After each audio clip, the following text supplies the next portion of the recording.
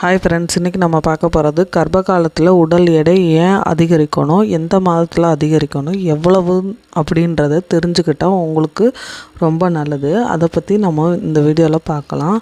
அதுக்கு முன்னாடி நம்ம சேனலை சப்ஸ்கிரைப் பண்ணி பெல் பட்டனை கிளிக் பண்ணி ஆல் ஆப்ஷனை கிளிக் பண்ணி வச்சுக்கோங்க. வாங்க வீடியோக்குள்ளே போகலாம்.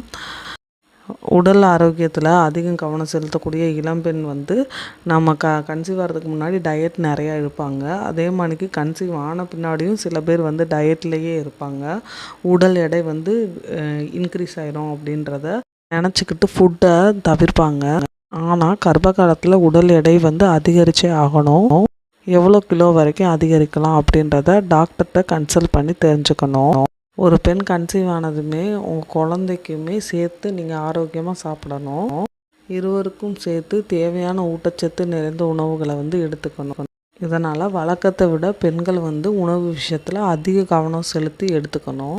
சிலர் குழந்தை நல்ல புஷ்டியாக வளரணும், குண்டு குழந்தையாக குழுக்கு முழுக்குன்னு இருக்கணுன்ற எண்ணத்தில் நிறைய பாசத்தினாலும் அதிகமாக சாப்பிட்டு உங்கள் உடல் வெயிட்டை இன்க்ரீஸ் பண்ணி விட்டுருவீங்க. ஒரு சிலர் எங்கே நிறைய சாப்பிட்டா நம்ம வெயிட் இன்க்ரீஸ் ஆயிரும் அப்படின்ட்டு ரொம்ப கம்மியாக சாப்பிட்டு உங்களுக்கு ஆரோக்கியத்தவே கெடுத்துக்கிறீங்க.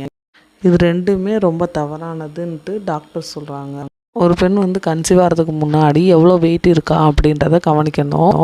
ஒரு சிலர் கன்சீவ் ஆகிறதுக்கு முன்னாடி அதிக வெயிட்டோட இருப்பாங்க. அந்த வெயிட்டை வச்சு தான் அவங்க கர்ப்ப காலத்தில் எவ்வளோ எடை இருக்கணும் அப்படின்றத முடிவு செய்ய முடியும். கன்சீவாக இருக்கும்போது ஒரு பெண்ணோட உடம்புல பல மாற்றங்கள் ஏற்படும். உங்கள் வயிற்றில் வளரக்கூடிய கரு ஆரோக்கியமாக இருந்துச்சுன்னா 2.7 கிலோலேருந்து 3.5 கிலோ வரைக்கும் இருக்கும்.